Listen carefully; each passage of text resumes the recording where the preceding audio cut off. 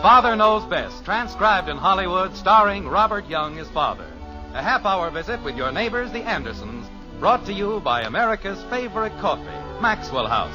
The coffee that's always good to the last drop.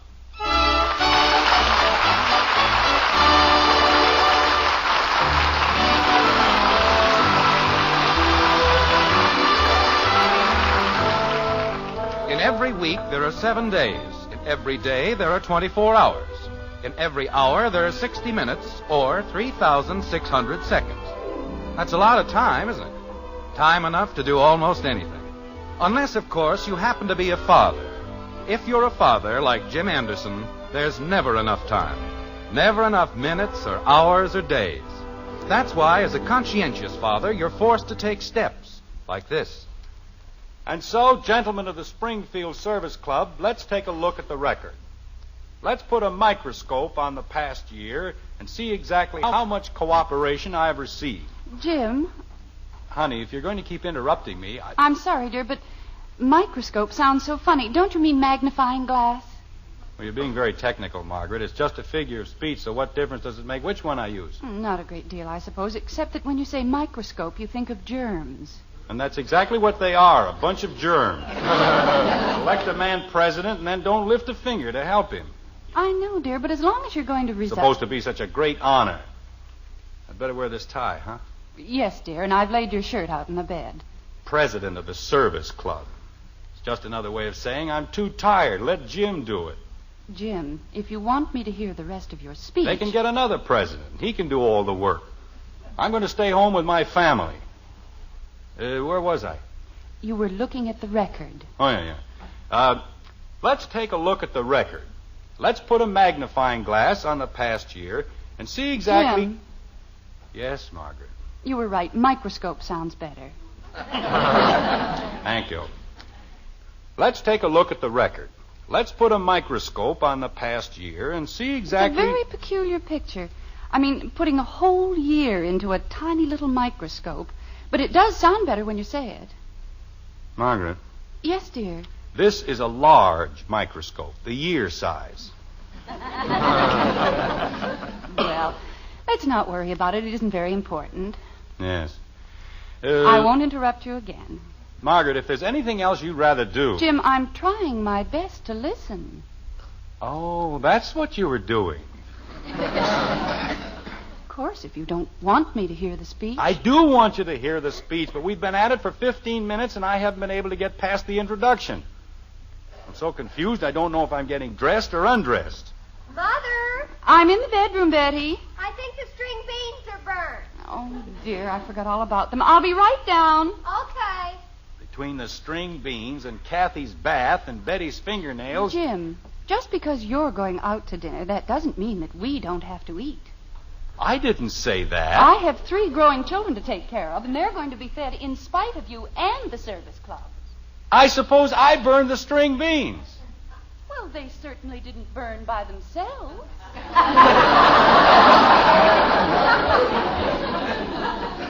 Now, there's logic for you. I'm going out to dinner, so I'm responsible for everything that happens in the house. Blue sock, blue sock, blue sock. Why is it I can never... Bud! You want me? What happened to my... Oh. What's that, Dad? Never mind, I found it. What? I said, never mind, I found it. You found what? My other blue sock. I haven't got it. I know you haven't, I just found it. You did? Yes! That's nice. I thought you'd be happy. I'll give you 10 to 1 right now. He doesn't know what I'm talking about. And so, gentlemen of the Springfield Service Club, let us take a look at the record. Let's put a microscope on the past year. Let's put a magnifying glass on the past year. Let's take a close look at the past year. Look at the record. Look at the year. Well... Daddy? Oh, no, not this. Daddy, are you still here? Me? Of course not. Didn't your mother tell you? I left 5 minutes ago. What? If you look out the window, you can see me just turning the corner. You're kidding me. Somebody told you. Daddy, Kathy, I haven't time to talk. I've got to leave in very few minutes. isn't that wonderful? What? Oh, I mean, going out for dinner and everything. That's what I meant, Daddy. It is, huh? Oh, yes. I wonder. Kathy, Yes, Daddy? I've got to change my shirt and my trousers, so if you don't mind. What? Kathy, get out and close the door, please. But I don't mind, Daddy. Well, I do. Now, please get out and close the door. Gee whiz, nobody ever lets me stay anyplace. All I do is get out.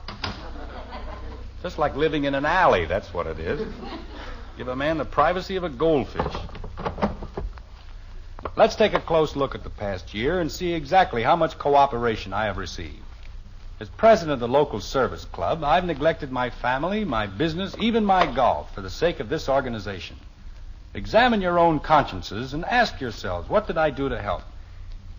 Now, what happened to the darn things? You can never find anything around here. Margaret! She isn't here, Father. She was here 2 seconds ago. She's trying to borrow some string beans from Miss Davis. Oh, thank you. You're welcome. String beans. I can't find my cufflinks, and she's gallivanting all over the neighborhood chasing string beans. Examine your own consciences and ask yourselves, in the past year, what did I do to help? What did I do to help? What did I do to help?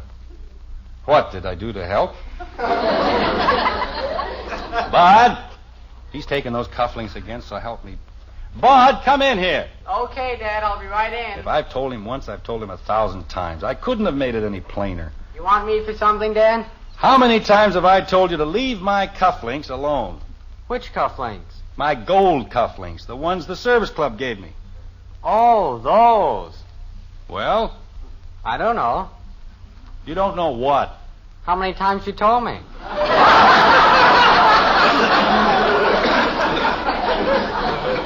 Then why did you? What did I want? Take them. Oh. I didn't. But if you didn't take them, where are they? Maybe Kathy took them. I did not. Well, if it isn't Millicent Mayflower, girl detective. Come in, Millie. Did you call me, Daddy? Kathy, aside from the fact that it isn't polite to drop eaves on people, what did you do with my cufflinks? I didn't drop anything on anybody. What did you do with my cufflinks? What cufflinks, Daddy? His gold cufflinks that the service club gave him. I didn't ask you. Kathy, where are my cufflinks? The gold cufflinks that the service club gave you? Yes. I don't know. Oh, Kathy. Gosh, Daddy, if I knew where they were, I'd be the first one to tell you. I can't afford to have you... I mean, you're almost late now. I am not almost late. Dinner isn't until 7:30. But you always leave here before 7. You have to leave before 7. Why? So you won't be late. Kathy, why are you so anxious to get me out of the house? I didn't say I was anxious. Father! Just a minute, Betty. Kathy, what fiendish little scheme is percolating in the back of your equally fiendish little mind? Why, Daddy! You're up to something. You're up to no good, and I want to know what it is. Now what's the matter? You're gonna spank me. I'm not going to spank you. I don't even know what you did. Dad, is it all right if I go back to my room? No, you stay right where you are. But I have homework to do. You can do it later. Right now, we've got to find my cufflinks. Holy cow. Father, now don't forget what you... What's the matter with her? Daddy's gonna spank me. What for? I don't know. Betty, did you see Dad's cufflinks? No. Father, don't forget you promised to drop the bridge tables and chairs off at the sorority house tonight. I said no such thing. It was tomorrow night. Father, they need them in the morning, and you promised. I don't want you to spank me.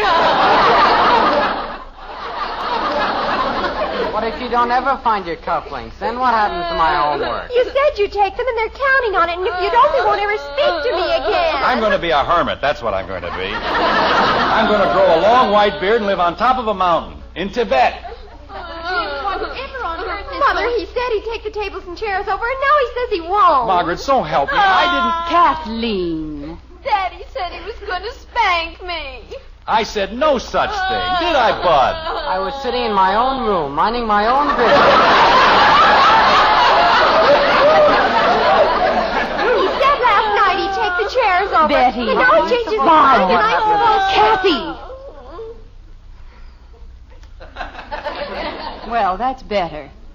Jim, I've never seen it to fail. If I set 1 foot out of the house, absolute bedlam sets in. That's not true. But if you're going to walk out in the middle of an emergency... What emergency? What emergency? The place is crawling with them. Why don't you take them one at a time? All right, I will. Bud, All I want to do is my homework. go down to the kitchen and watch the string beans. Yes, ma'am.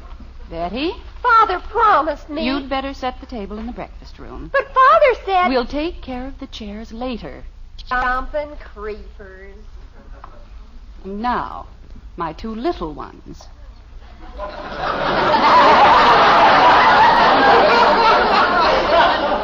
Margaret, you realize that this whole thing is absolutely ridiculous. Kathy, Yes, Mommy? why were you crying?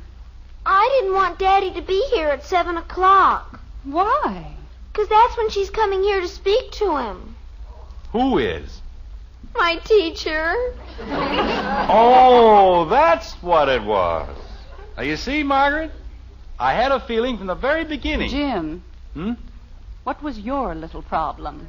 My gold cufflinks are gone. They've disappeared. Vanished, that's all. What are those in your cuffs? What? Oh. How'd they get there?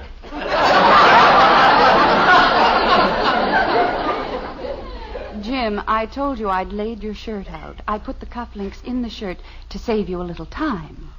Well, Margaret, let's face it. That's a pretty silly place to hide cufflinks.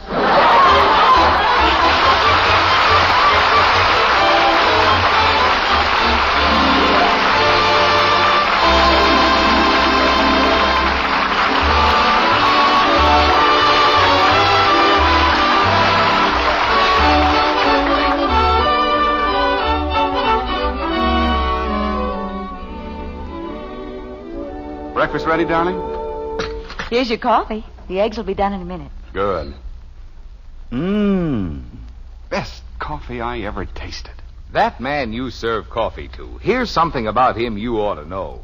He's the world's greatest coffee expert.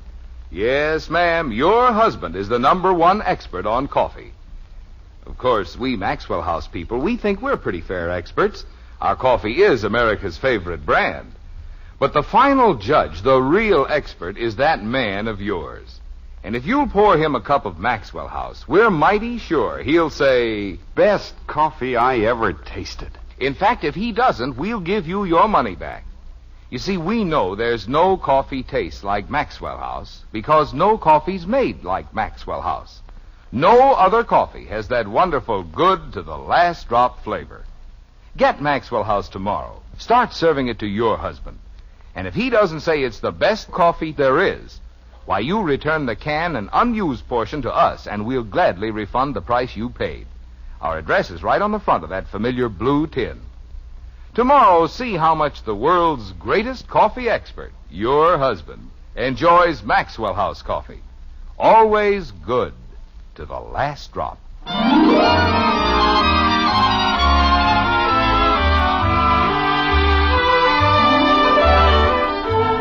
It's 7 o'clock in Springfield. Of course, it's 7 o'clock in other places as well. But in other places, the hour doesn't contain the same drama, the same suspense that it does in the Anderson Den. There, 7 o'clock is a magic hour, fraught with excitement and just a small touch of mystery, like this. Kathy, Yes, Daddy? what did you do in school? I didn't do anything. Jim, why do you immediately assume that Kathy has done something wrong? Well, why else would her teacher want to see me? Maybe she doesn't want to see you specifically. Yes, she does, Mommy. She said she had to see Daddy and she'd be here at 7 o'clock. And naturally, she'd have to pick tonight. Kathy, why didn't you tell us about this earlier? Well, don't you have anything to say? I'm trying to think of something. Say, Mom. Bud, we're very busy in here. We've got problems. So have I. If I don't finish my homework, how can I go to the movies with Joe Phillips? You can't.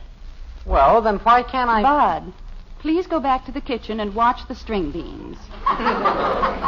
We don't want them to burn again, do we? Go ahead, Bud. Holy cow. 15 years old, and what am I? A string bean watcher. Look, Kathy, I want you to think hard. Have you done anything wrong in school? Have you kicked any footballs through anybody's window? You mean today?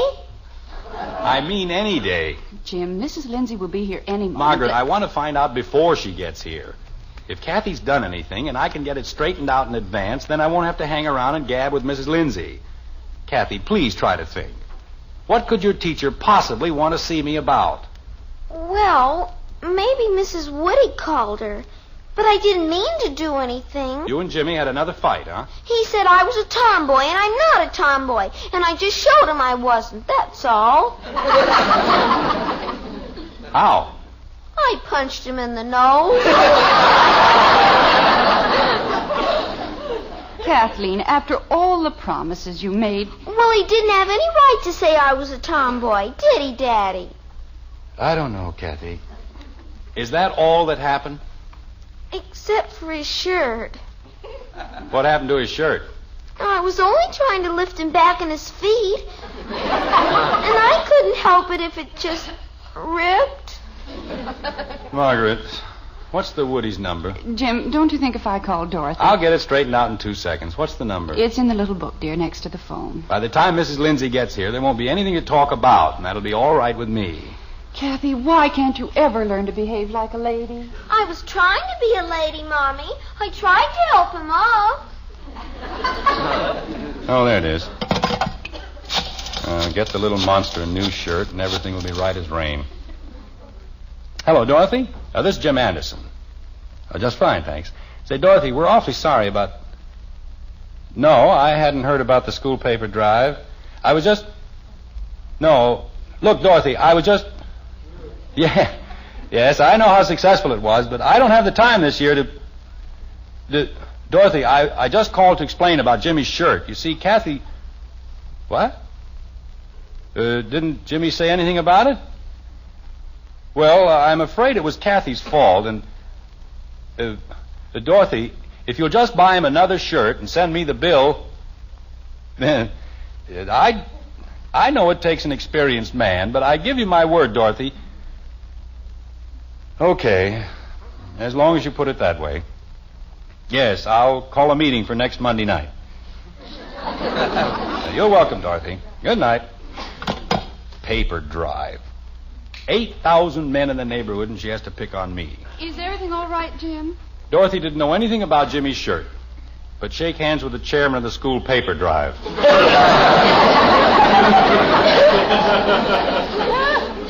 Jim, it won't do any good to give up your office in the service club if you're going to turn around... It wasn't my idea, Margaret. She said I owed it to her on account of Jimmy's shirt. Well, what could I do? Well, it'll only be for a month, and then you'll have all your evenings to spend with us. Father, Bud and I put the bridge tables and chairs in the back of the car. What for? You said you'd deliver them. I said I'd deliver them tomorrow, not tonight. Mother! Margaret, it's clear over on the other side of town. It'll take me all night. I know, dear, but after all, Betty promised. Please, Father. All right. I'll take them over after I leave the dinner. Oh, thank you, Father. You're a lamb. I'm getting just a little tired of being led to the slaughter.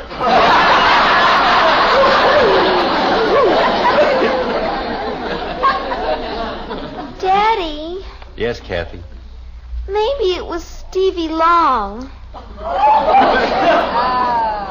What about Stevie Long? I didn't know it was his good sweater. Margaret. Kathy, did you tear Stevie's sweater? Oh, no, Mommy. I was trying to fix it. I can just see that.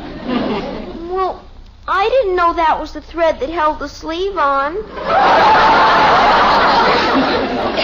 And all I did was pull it a little bit. Then Stevie just stood there and let you, I suppose. He wasn't even there. I was holding the sweater while he went inside to get the baseball. What baseball? The one I hit through the living room window. Kathy. You said you hadn't broken any windows. You said today. This was yesterday. Oh, Kathleen. And anyway, you said with a football, and this was a baseball. Kathy, when are you going to realize that you're not a boy? I don't know. Is there any other child in Springfield who gets into half as much mischief as you do? Don't you know how to say anything but I don't know? I don't know. Margaret. The Long's number is next to the phone, dear. I know the Long's number. This is the 5th time we've had to pay for that same window. I ought to know their number by now. This isn't the same window, Daddy. It's the big one in the front. Well, that makes it much better. I don't know why I ever went into the insurance business. I should have opened a glass factory. Well, hello, Harry. This is Jim Anderson. Well, I haven't had a chance to play much golf lately. I've been sort of tied up with... No, Harry, Harry, I just want to explain about the living room window. You see, Kathy was playing baseball. Yes, I know it's insured, but if I can just tell Mrs. Lindsay that we've got the whole thing... No, it isn't all right, Harry. I just as soon... Harry, I haven't got time to be on the Greens Committee. I'm going to resign as president of the Look, Harry, I know that it... But I don't have one evening a week. I've got a family, Harry, and I don't see them from... Look, can't I just send you a check for the window? Okay, Harry. 8 o'clock at your house. On Wednesday. Yes, Harry. Okay, good night.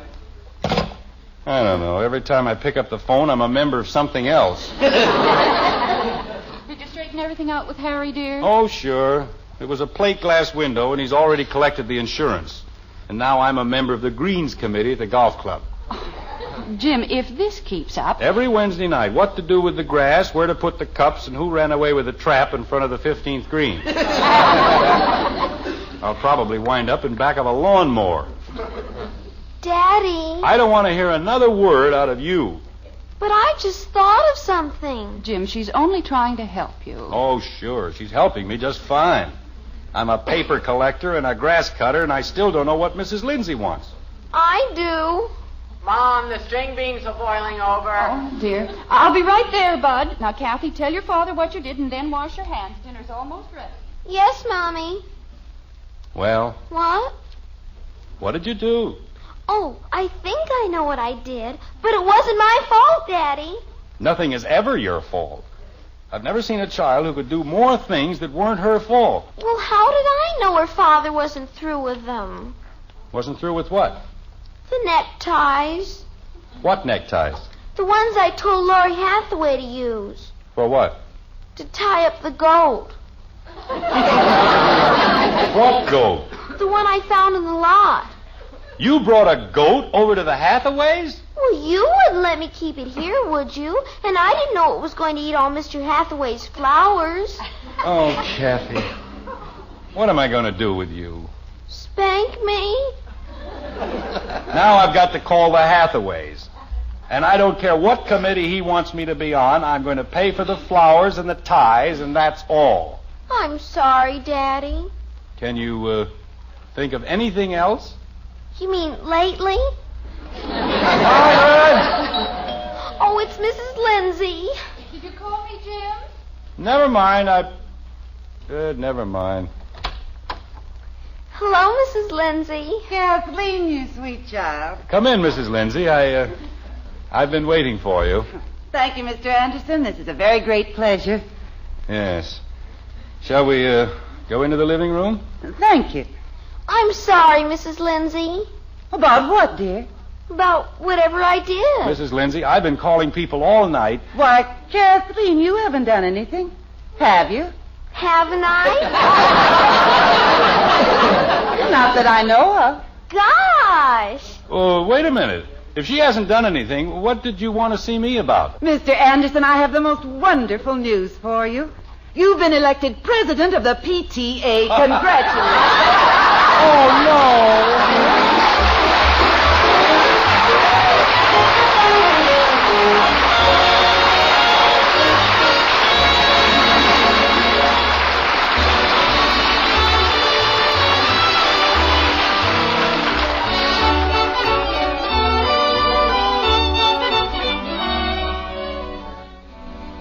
What is it that puts so much real enjoyment in a steaming cup of coffee?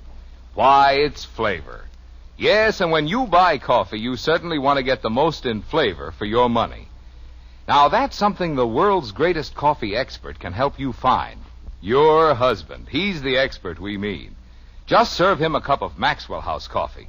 And then when he says, best coffee I ever tasted, you'll know Maxwell House has the flavor, that it's your coffee buy. Find out tomorrow. Buy a pound of Maxwell House. Start serving it to your husband. And count all the truly good cups of coffee you get from that 1 pound. At your own table, find out how much more you get for your money with Maxwell House coffee. Always good to the last drop.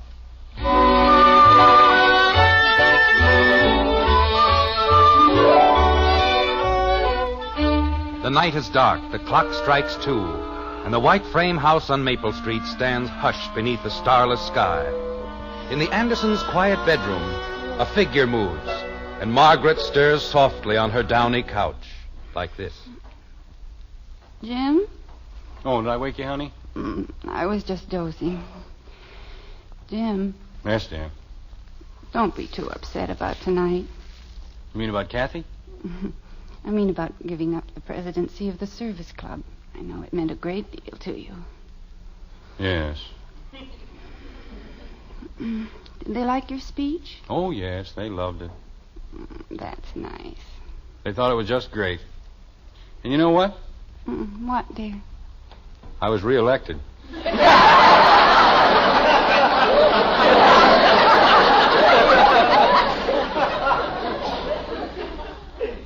Good night, Jim. Good night, dear.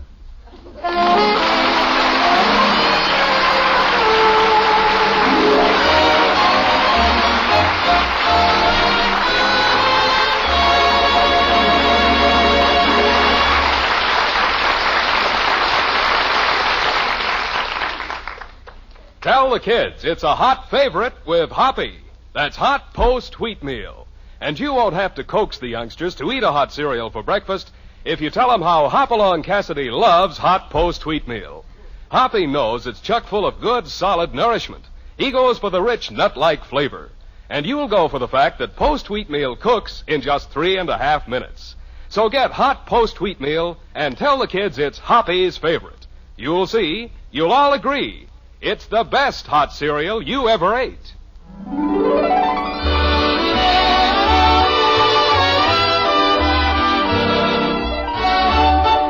Join us again next week when we'll be back with Father Knows Best, starring Robert Young as Jim Anderson, with Roy Barkey and the Maxwell House Orchestra, and yours truly, Bill Foreman.